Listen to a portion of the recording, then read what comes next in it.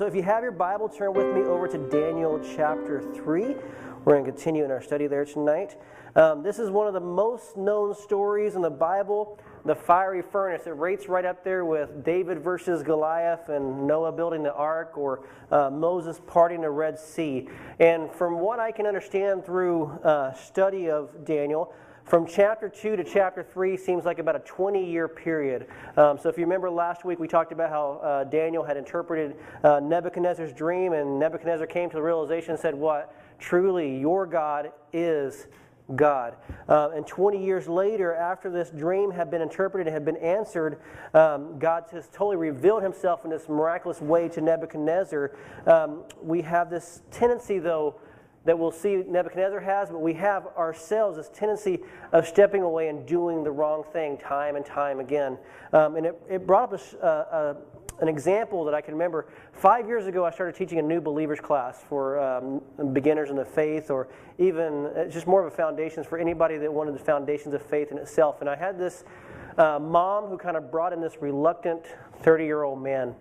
It was her son.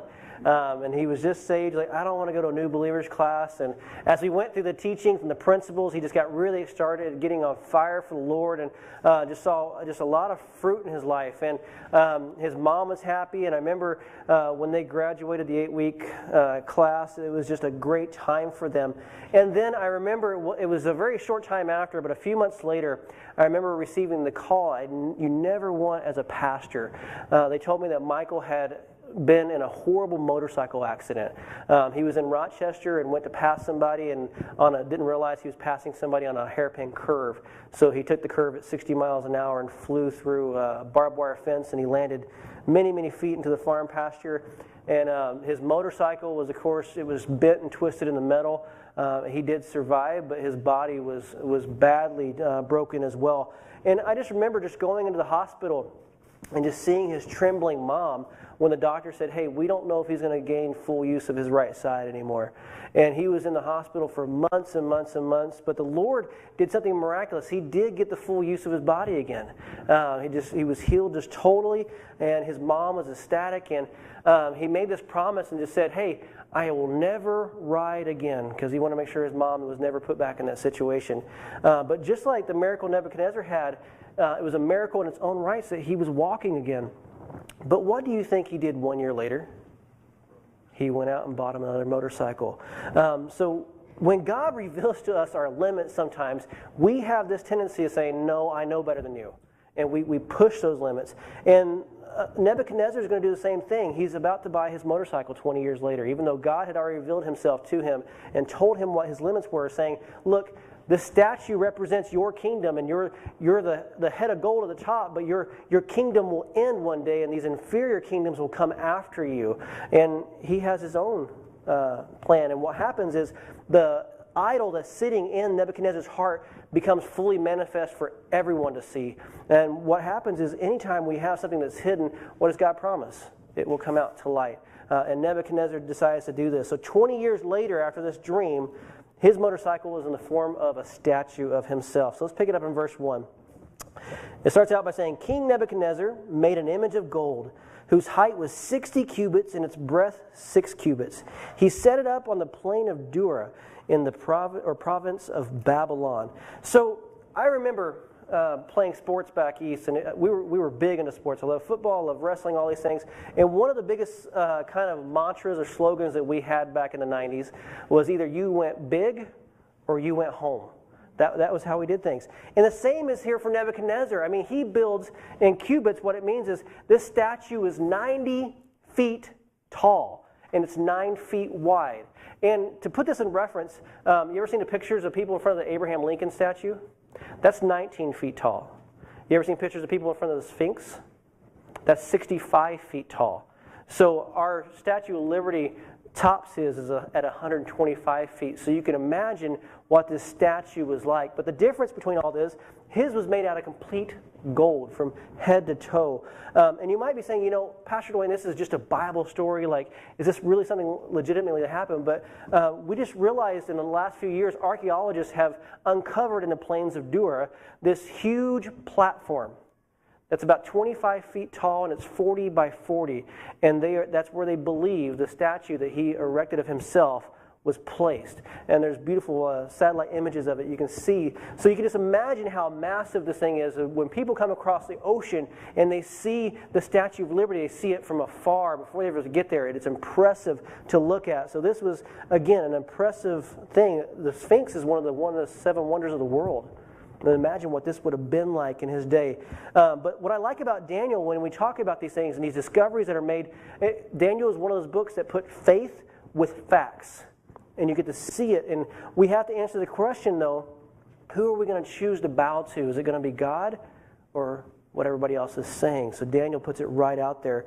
So again, he creates it, he calls it an image of gold. So the reason that Nebuchadnezzar has now made this image of gold is to defy what God said in his interpretation of his dream. Remember? He said, you're the head, and after you will come these inferior kingdoms. And we went through those last week. But what Nebuchadnezzar is saying to everyone is, I am defying what God has said. In my kingdom, there will be no one who comes after me. I will rule forever. My kingdom will last forever. So he's defying God.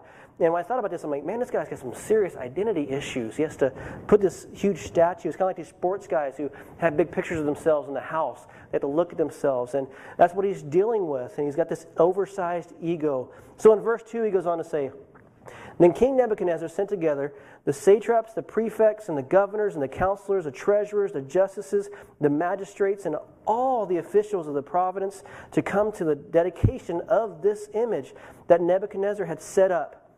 Then the satraps, the prefects, and the governors, and the counselors, and the treasurers, and the justices, and the magistrates, and all the officials of the provinces gathered for the dedication of the image that Nebuchadnezzar had set up. And they stood before the image that Nebuchadnezzar had set up. So what is the scene here? So he's just gathering all, we could call them mayors and governors and senators and congressmen. You would see that.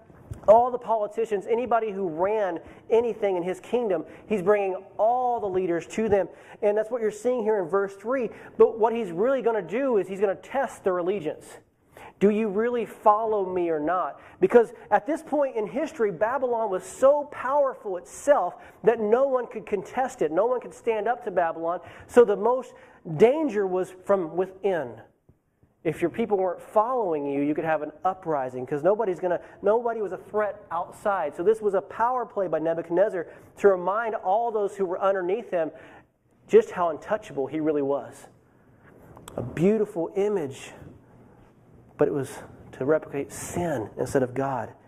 So verse 4, he goes on to say, and the herald proclaimed aloud, you are commanded, O peoples, nations, and languages, that when you hear the sound of the horn, the pipe, the lyre, the trigon, the harp, the bagpipe, and every kind of music, you are to fall down and worship the golden image that King Nebuchadnezzar has set up. And whoever does not fall down and worship shall immediately be cast into a burning, fiery furnace. So we know this is a real event that happened. I mean, there's physical archaeological proof of where the statue was, and there's many, many other history books outside of the sacred texts of the Bible that talk about this event. And what we're seeing here, though, is also a foreshadowing. So again, as we see Daniel, there's the physical things that are happening, but there also a lot of it is a foreshadowing of the book of Revelation. And again, the book of Revelation, there will come a day when the question will be asked to those, do you believe God? Does he exist? Or will you follow us? If you do, take this mark or the mark of the beast. And if you don't, we're going to kill you. That's basically what they're saying. So very similar to what Revelation talks about. It's happening right here in front of Daniel. And as Daniel, though, if you'll notice, he's mysteriously gone through this whole thing. And I love that because it's symbolic of the raptured church. When the revelation comes, the church is mysteriously gone. We're no longer here. And Daniel's gone at this moment, so Shadrach, Meshach, and Abednego are going to have to stand on their own faith. So we're not there yet, though, in the book of Revelation, but if you think about it, we are asked this question every single day. Who are you going to bow to? Who are you going to serve? And you'll see this, like in chapter 1 of Daniel, he taught us that before he ever got into Babylon, what? He purposed in his heart all four of these gentlemen, that they would never bow to whatever god Babylon had set up. So they purposed it in their heart. But we're asked this question so many times in some form or another, who are you going to serve? And you're going to see this go throughout the chapter. So Nebuchadnezzar, though, let's not paint him as a harsh person. He's not. This one rule about not bowing to the image is not the only thing that ever sets off Nebuchadnezzar. There's one thing, again, other writings outside the sacred text, he was a stickler for justice. If somebody had broken a law, he would punish you for it. It even talks about how some of the writings say he would stay asleep at night just pondering these things and worried about, was justice served in my kingdom today? Was people taken care of? So he was worried about it. He would lose sleep over it. And at one point, there was this citizen that had committed a second offense. He had already been punished once, but he made a second offense of the same thing he did earlier. And it was known that King Nebuchadnezzar had him beheaded. And what he did was he made a stone replica of this man's head, and he posted it so that people would be warned, do not commit a second offense. I mean, that's a pretty gruesome image to make sure people are in line and justice is being served. So when we think about the fiery furnace, this isn't the first time it had been used for something like this. Okay, this isn't Nebuchadnezzar doing a new thing. This is one of the ways that he would punish. But in Scripture, though, this is the first time that the fires of that furnace have been kindled against God himself. Now he's putting it to the test. So let's see how everybody did under pressure and the threat of persecution in verse 7. It says, therefore, as soon as all the peoples heard the sound of the horn, the pipe, the lyre, the trigon, the harp, the bagpipe, and every kind of music, all the peoples, say that with me, all the peoples, nations and languages fell down and worshiped the golden image that King Nebuchadnezzar had set up. So it's just talking about many different types of instruments, but one thing I like about this, it just means this grand, beautiful orchestra was playing when this was going on. And what would that be like today? It's like what we get hit with in the avenue of media. What they do is anytime you get a commercial or they try to get you to sell something or to be part of a movement, what do? They dress it up. They make it look pretty. They give it the best features. They make it, my kids look at commercials and this is like this dollar store toy, but they put it in all these action figures and 3D things going around it. And they're like, I want that for Christmas. I'm like, that won't last but maybe 3 minutes in your hands. It will break. It's worthless. But they advertise it. That's what he's doing. He's advertising it. And what he's saying is the same thing that we get hit with today in our social climate and our culture is, hey, to fit in, you need to dress like this. You need to look like this. This is the people that you hang out with. This is where you need to eat or drink. All these things, we get hit with the same pressure. And it's what he said. Everyone fell down and worshipped. Every person. And in the Aramaic language, what it's expressing here when it says fell down and worship, there was no hesitation. You know, it was like nobody was thinking, is this right or wrong? It was like mindless zombies. As soon as the music started, they were already on their faces, not even thinking about it. And if you look at a lot of people today in their culture, there's a lot of people who do the foolish things that they would, if they would just stop and think about it, they would actually never do. But they just go with the pressure.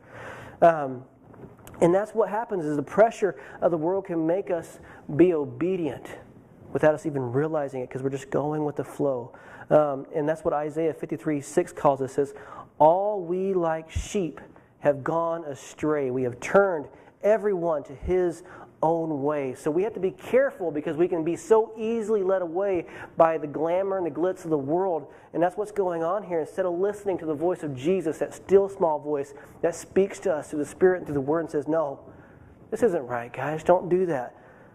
And that's what's happening in the background. Nobody's doing a huge protest or not picketing this thing, but there are 3 individuals who quietly did not bow to the statue. In verse 8 it goes on to say, therefore, at that time, certain Chaldeans came forward and maliciously accused the Jews. So do you remember the Chaldeans in chapter 2?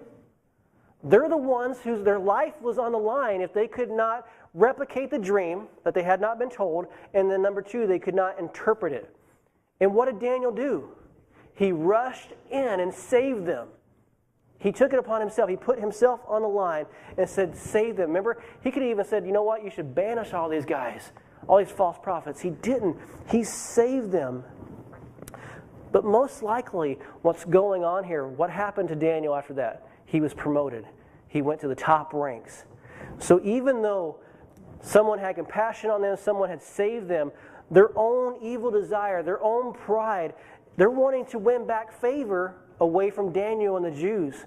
So they're using this because Daniel had so easily eclipsed them in wisdom and in the way that he did business, all these things.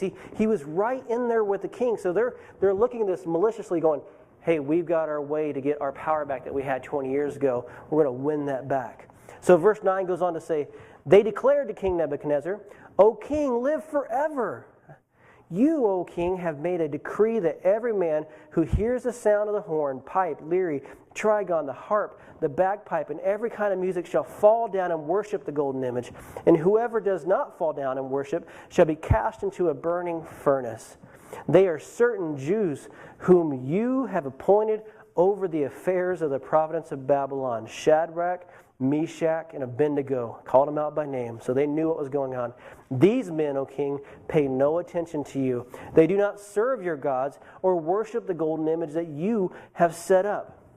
Now again, we don't know where Daniel is. We don't know if he's on a business trip or if he's on an errand from the king. Maybe the Chaldeans, Daniel was so close to the king, they wouldn't even think about bringing an accusation against him. We don't know what the purpose is. But either way, these three men are called out by name.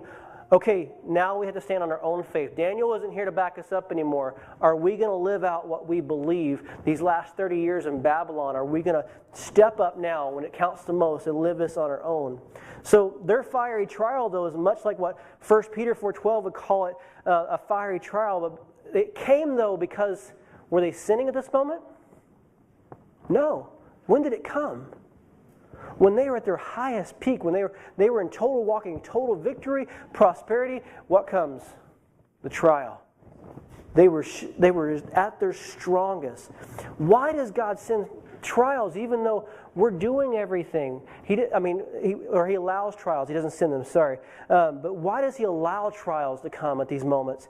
In John 15:2, Jesus talks about how he's the vine and we're the branches, but he goes on to say, every branch that does bear fruit, he prunes, that it may bear more fruit. So apparently, God is just looking at Shadrach, Meshach, and Abednego saying, these guys need to go to the next level. They need to step up, and they are in a perfect position to do that. And what are they stepping up to do? To glorify the name of God even more. And he's testing them. And as we remember our James study, he taught us that what? God is a good Father. Say it with me. God is a good Father. He's a great Heavenly Father. So he's not punishing his three kids here. That's not what this is about. He's exhorting them to that next level of maturity in Christ. And he's saying, look, you guys can do more. You don't have to sit back in Daniel's shadow. I'm your God. Follow me totally. And let's check out, let's try your faith for the first time on your own. So they trusted God. Remember in the bad times when Babylon pulled them out of Judah? They were trusting God. They trusted God, especially when they got pulled into the prosperous situation of being leaders in the town. But now would they trust God when no one else will? When no one else and everybody else says, don't do it. The king will kill you. Let's see what they do.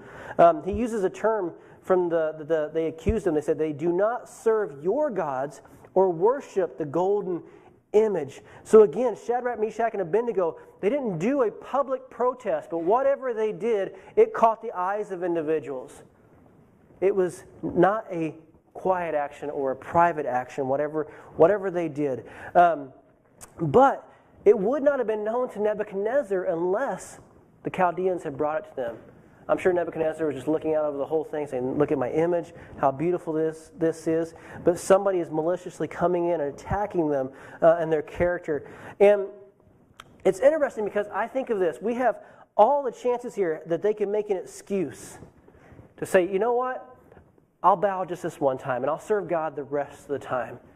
Or, I should bow now because I'm in a good leadership position, and if I don't get fired or killed, maybe I can be more glorifying to the Lord later on. I can do more good if I stay where I'm at. So I can imagine all the things the enemy must have hit them with to make an excuse to do this, but they said no to it, and they gave no room for that excuse. They did not bow.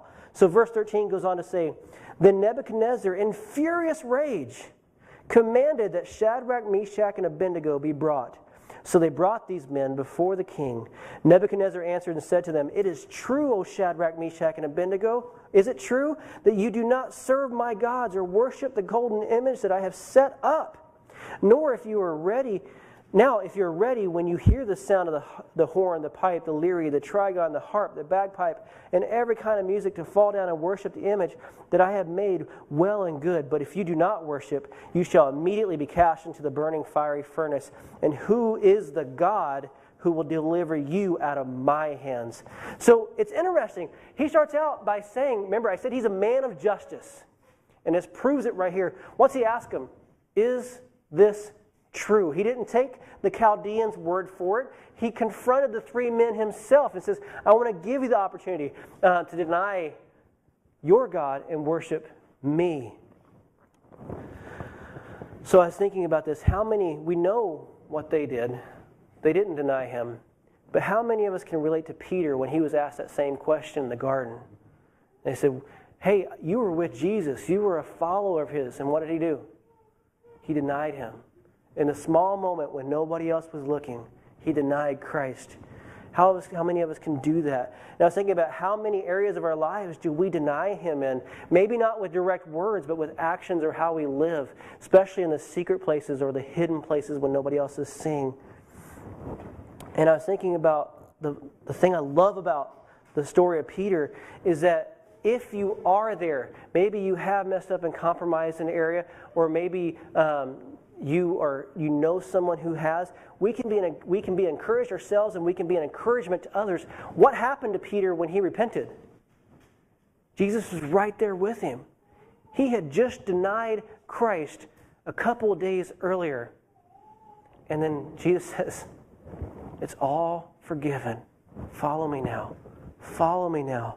It's never too late to start following him wholeheartedly until there's no breath left in us. That's when it's all said and done. He goes on to ask, and who is the God? So Nebuchadnezzar, this is a challenge. And who is the God who will deliver you out of my hands? So it's interesting that I think he didn't say just your God. He actually even challenged. He didn't think anything about even putting down the gods of Babylon. He put down all gods. Who are going to deliver you out of my hands? And the God that he really believed in was what? Himself. It was that self-idol that we talked about. That's the biggest one. It's not anything else out in the world. It's our own idol of ourselves. And he didn't even care about the God of Babylon right now. So he saw himself greater than all the gods, even Daniel's, because he said what? Truly your God is God of all gods. But what's the statue saying? I'm even greater than him. That's what he's truly saying here. So this is the danger that Nebuchadnezzar is in. So verse 16, we go on to say, Shadrach, Meshach, and Abednego answered and said to the king, O Nebuchadnezzar, we have no need to answer you in this matter. If this be so, our God, whom we serve, is able to deliver us from the burning fiery furnace, and he will deliver us out of your hand, O king. But if not, be it known to you, O king, that we will not serve your gods or worship the golden image that you have set up. So in their answer to the king, it's vital for us to learn how this practically fits in for us today, that Shadrach, Meshach, and Abednego, they did not deny or even doubt God's power to be able to deliver them, did they?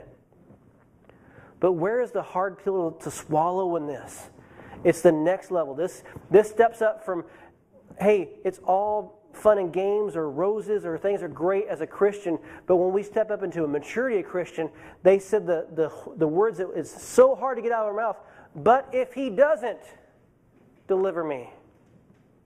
What does that show about their maturity? They were willing to submit to what? God's will in this matter. If I'm a better testimony to you alive, so be it. But if I'm better off giving my life at this moment for you, so be it. And I was thinking about it can be hard to do this, to submit to God's will in situations. We had a very precious lady that we've known for years. She's been battling brain cancer off and on, and we really believe that she had conquered it recently in Calvary Chapel and the Olympia Church. And her name is Sandy, and she passed away on the 14th of this month from fighting that brain cancer for so long. But it happened so quickly. We didn't find out until the 19th. It all happened so quickly. We didn't hear about it. But she, through this, I remember every single church service, she was there. She sat up in the front right, probably about the second or third aisle back. And even though she was on a walker, she was feeble strength. She was always coming in. And she was always still ministering to people. And it just blew my mind that she was going through this, yet she still was a joy. She hadn't lost her heart. She hadn't lost the joy of the Lord. It was really her strength, and it blessed everyone in that body. And it can be difficult for anyone to look at that and say, God, she's just a precious lady. And she wasn't that old. She still had many years left in her life. Why take them? And especially when you see her and she's so drained in the strength. But like Shadrach, Meshach, and Abednego, what they're saying is here, do we really trust God's sovereignty? Do we really trust that He's all-knowing, all-powerful? He knows what's actually best for us or not? Do we trust Him with that? And that's what they're saying here. Romans 19 says, "Who are you, O man, who answers back to God? The thing molded will not say to the molder, 'Why did you make me like this?' Will it? Or does not the potter have right over the clay?" So the prayer of a mature believer is, no matter if you heal me, no matter if you give me financial gain, no matter if you give me that new job, it doesn't matter. I'm going to what? What did Jesus say in the garden? Not my will, but yours be done. I'm going to submit to your will. Or here they use the words, we will not bow to this image. The real problem today, though, is we don't have a lot of mature followers in Jesus that will actually pick up the cross and follow Him. When He says that, He wants us to follow Him. There's many, though, that have respect and regard for Jesus. They think of Him as a good role model or a good figure in them and their kids' lives. But what the problem is, they still love the world more than they do Jesus. They want those things. And I'm not trying to be harsh. I just want to speak the truth. We need to be followers of what He's asked us to do and be bold like these guys are showing their faith in the Old Testament. 1 John says this in 2:15, "Do not love the world or the things in the world. If anyone loves the world, the love of the Father is not in him." That doesn't mean we don't enjoy the world, but if it comes down to whether I'm going to do this or serve the Lord, He's saying don't even hesitate, drop it, get rid of it. At one point He says it's better to enter into heaven with one eye or with one hand than to miss it, because we love the world more than Him. So verse 19 goes on to say, "Then Nebuchadnezzar was filled with fury, and the expression on his face was changed against Shadrach, Meshach, and Abednego. He ordered the furnace heated 7 times more than it had usually been heated." This furnace was hot. It wasn't an oven that you make cookies and biscuits in. This was a huge industrial oven for melting iron and then for kind of setting and making sure the bricks cured together.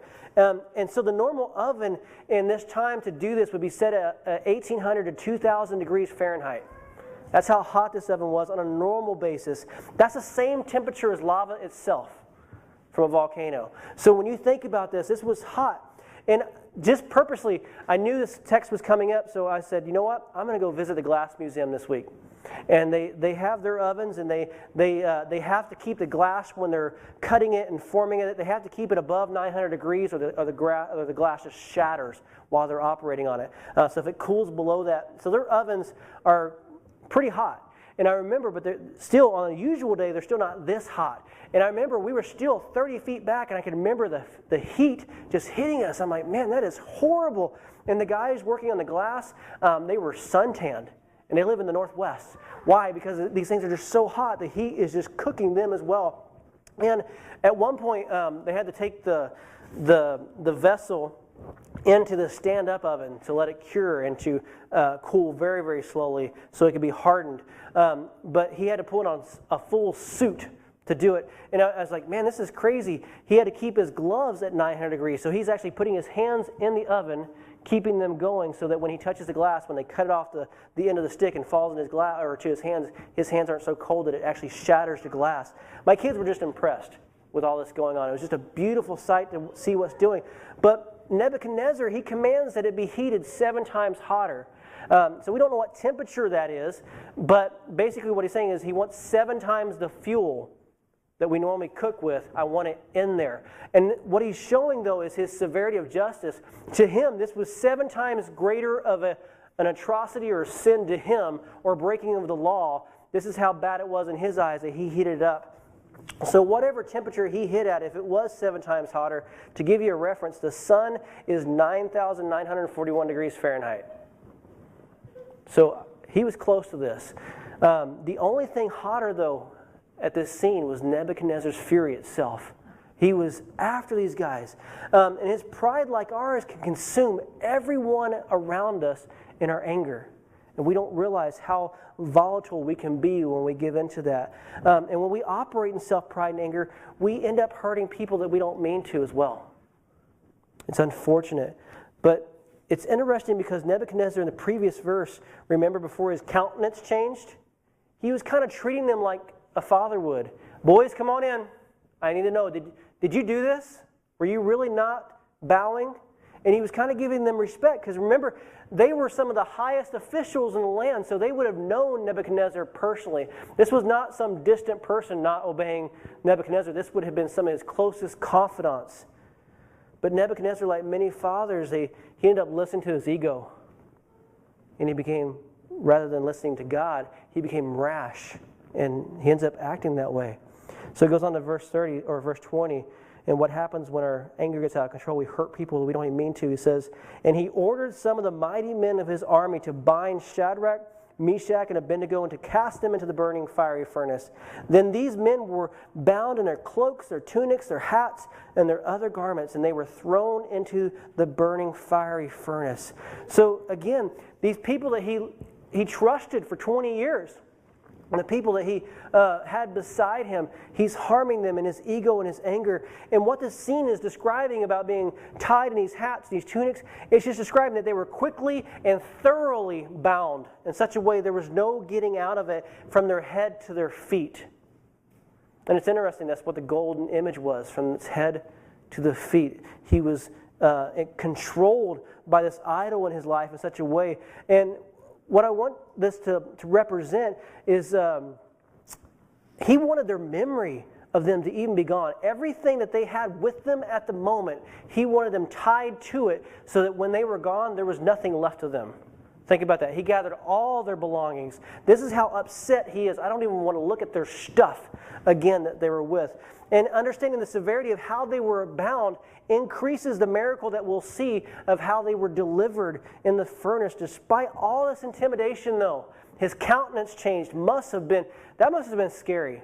Nebuchadnezzar was an intimidating guy. Remember, he wasn't just a placid king. His armies went out. As a prince, he's the one who actually went out and defeated Egypt itself. So he was a mighty man of war. So when his countenance changed, I'm sure it changed. And it had to be intimidating. But they still stayed firm and did not compromise. Verse 22 goes on to say, because the king's order was urgent and the furnace overheated, the flame of the fire killed those men who took up Shadrach, Meshach, and Abednego. And these 3 men, Shadrach, Meshach, and Abednego, fell bound into the fiery furnace. So again, we have to be careful. Just you're seeing this. He did not have his anger under control in such a way that it hurt the people that was actually on his side in the argument. He ended up devouring them as well in this. He didn't think this through. It killed the mightiest men in his army because of his anger. It's just out of control. Verse 24 goes on to say, then King Nebuchadnezzar was astonished and rose up in haste. He declared to his counselors, did we not cast 3 bound men into the fire?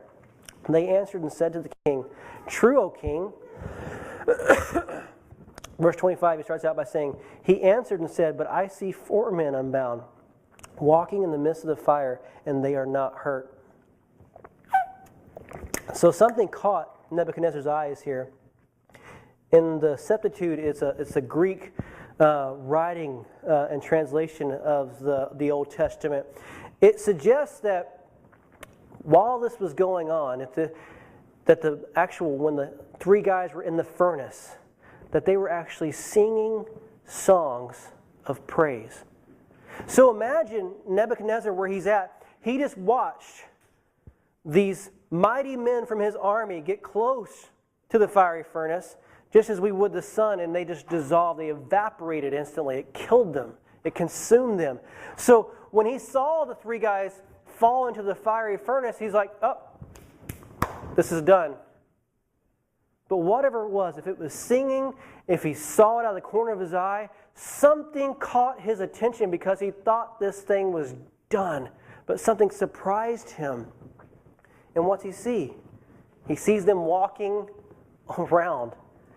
And then what catches his eye, he goes, wait. Didn't we throw 3 guys in? But now I'm seeing 4, and they're unbound.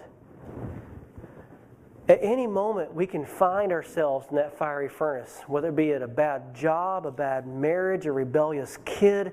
It could be a death in the family. It could be staring an enemy in the face. It could be at any moment. But what gets us through those moments as Christians? What does it really boil down to? As good as friends are, as good as family can be, it's just simply knowing what? We're not alone. We're not alone in this. Verse 25 ends with this. It says, and the appearance of the 4th is like a son of the gods. So Nebuchadnezzar realizes who the 4th man is. He's pointing it out to us. It's a pre-New Testament. It's Jesus himself. He has come down to be involved in what's going on here. The Son of God, Jesus, is here. And I don't know if Shadrach, Meshach, and Abednego even was aware that he was with them in the fiery furnace. It doesn't say. We just know they were walking around, and from however distance or from the safe distance that Nebuchadnezzar could see, he could see 4 figures in there. But have you ever been around fire? It's really hard to see. I don't know if he could see, or these guys could even know or aware that in the trial, in the fiery trial itself, Jesus was right there with them the whole time. That's astonishing to me. And sometimes we go through trials, and sometimes we're aware that Jesus is with us. But if we're really honest and open, there are other times we don't know. We're crying out like the psalmist would, God, where are you in this? Where are you? But the truth is, what we have to understand, he is always there. He has never left us. He's always present. That's what Jesus promised. He would never leave us or forsake us. He would follow us what? Even until the ends of the earth. He's always going to be with us. So that would be my question to us. Do we know beyond a shadow of a doubt that the fact is that no matter what situation, what circumstance we're actually going through, we're not alone? Do we rest in that truth? And I think it's marvelous that even if we're not even aware that Jesus is with us as Christians sometimes, an unbeliever like Nebuchadnezzar can look at the trial. He can look at what's going on from the outside. And who does he see? He sees him clear as day. There's something different about these 3 men. I've thrown other guys in the furnace before, but there's somebody walking with them in this. And it's like the Son of God. So God will use the fire that was meant for harm to do what? He turns it into all the things that were meant for evil? For his good. He does it for his good. So he goes on to say, I see 4 men unbound. And that's interesting because remember what the trial was allowed to do? Why is it allowed to come? It allows to mature us. It allows us to break away from all things that hold us back from being more like who? Christ, more into his image. So they're unbound from the bondage. Even in this trial, he uses that to remove all things that hold us back from being more like him. And if that's us tonight, and you're tired of being bound, just give yourself over to him. Let him be that and just follow him. And I promise you, no matter what the circumstances you're dealing with, he will bring you through it. And I was thinking about circumstances around us may not even change. But Jesus changes us. That's what's important. Verse 26 goes on to say, Then Nebuchadnezzar came near to the door of the burning fiery furnace and declared, I wonder what it sounded like. Shadrach, Meshach, and Abednego, I wonder if his countenance changed at this moment. Probably pretty humbling. Servants of the Most High God. Yeah, that's a little different than the verses previous. Come out and come here. Then Shadrach, Meshach, and Abednego came out from the fire. And the satraps and the prefects and the governors and the king's counselors gathered together and saw that the fire had not had any power over the bodies of those men. The hair of their heads was not singed, their cloaks were not harmed, and no smell of fire had come upon them. So it's interesting that, think about this, Shadrach, Meshach, and Abednego, the statement they made in this is that they would rather be in the fiery trial with Jesus than standing outside in the luxury of the king without him. That's the testament that we have today, that they were in the fire and there was no evidence that the trial had even affected them. Why? Because Jesus was there with them. He guided them through it. He protected them. Did they do anything? No, in their own strength, what happened? They were bound.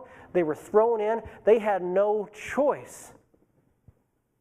But I am so thankful that we have a God who says no matter what the world says or what the world tries to ensnare us in, He is protecting us. When we read in the Romans 8, when He says there's nothing created that can pluck us from His hand, it means it. There is nothing that He will not guard us from and keep us from. For all of eternity, we belong to Him. So it's interesting because what happened? All these governors, remember all these guys in the beginning? It was interesting that God turned around and used Nebuchadnezzar's own pride to do what? To test their allegiance for him. And God turned around and made it a public testimony for His glory, His name. They all saw what? The power of the fire had no effect on them.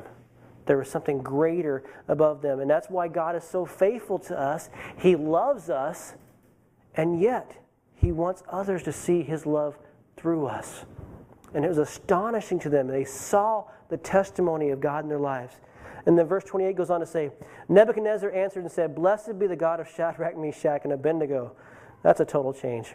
Who has sent His angel and delivered His servants who trusted in Him and set aside the king's command and yielded up their bodies rather than serve and worship any god except their own God. Therefore, I make a decree. This is where religion gets in the way.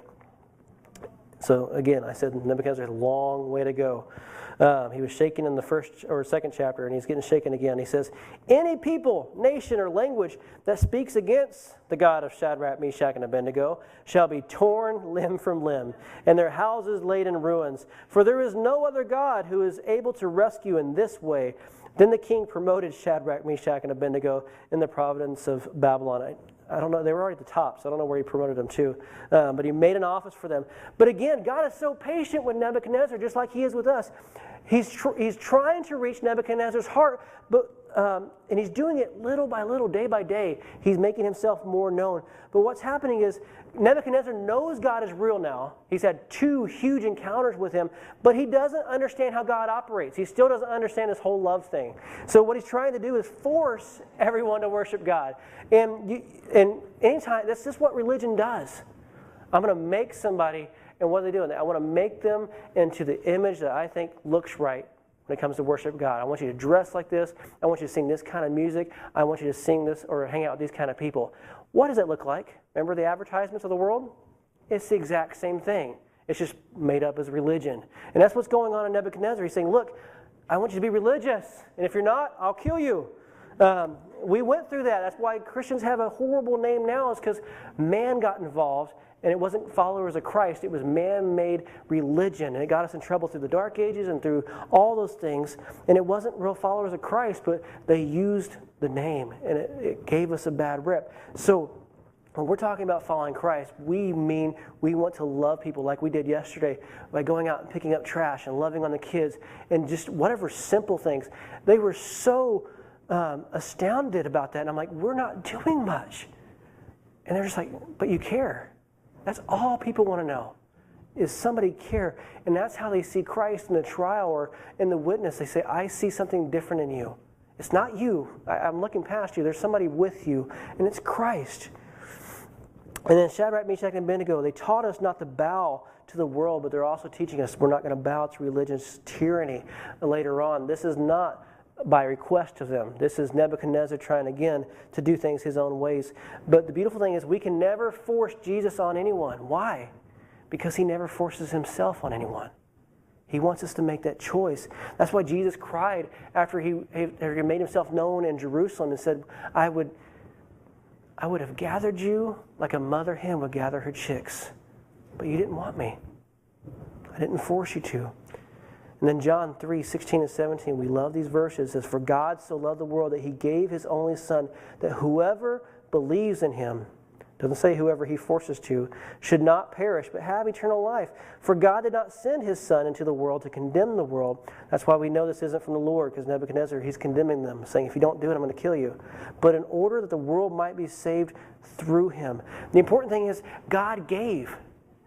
God gave the gift of salvation through Christ. He chose us to be alive today, which it says the people in the Old Testament long to be where you and I are sitting at in these chairs in Star Center, in Tacoma, wherever we're sitting at in our homes. They want to be where we're at because he chose us to be representatives of him, because we have the Holy Spirit who dwells in us and empowers us today, and we don't realize that. We don't walk and act like that. We don't have that purpose in us that much anymore. But we will. We will. And again, like James taught us, it's not about perfection. It's about what? Progress. We follow him. He will do the rest. And as we saw in our passage, it isn't waiting. I love this too. He isn't waiting for us to come out of the fiery trial. He isn't wanting a better futuristic person of us. He wants us right now in the mess, and he wants us to be with him. So I was thinking that all Jesus wants is for us is to give him what? We've talked about it over and over again, and we're going to stay here. He wants our heart. That's all we can give to him. Will we follow him with our whole heart? We talked about the beginning of chapter 1. Is a piece of a heart your heart? No, it's not. That's not what he wants. He wants our whole heart. So I was thinking about, there's going to be those, like the beautiful little kids that came in this week, that we had the opportunity to love and to invite and to know the Lord. And that is why we are here. You know, what did I challenge us to last week? Whatever we had to do to witness to the 6 kids that came last week, we'll do. And then what did God do? He brought many, many more. So what do you think he's going to do if we're faithful? He's going to bring in what? More.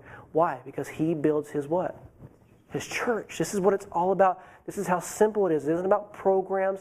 It isn't about big advertisements on the media.